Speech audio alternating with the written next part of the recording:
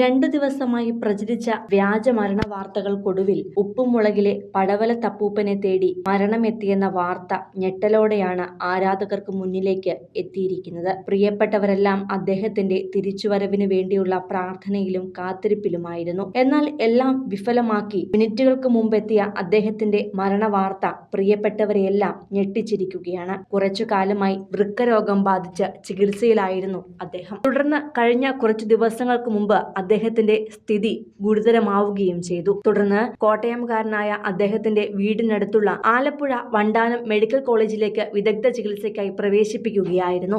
ദിവസങ്ങളോളം നീണ്ട ആ ചികിത്സകൾക്കൊടുവിൽ ഇപ്പോഴിതാ എല്ലാ പ്രതീക്ഷകളും വിഫലമാക്കിക്കൊണ്ട് അദ്ദേഹത്തിന്റെ മരണവാർത്ത എത്തിയപ്പോൾ വേദനയോടെയാണ് പ്രിയപ്പെട്ടവരും അതിപ്പോൾ ഏറ്റുവാങ്ങുന്നത്.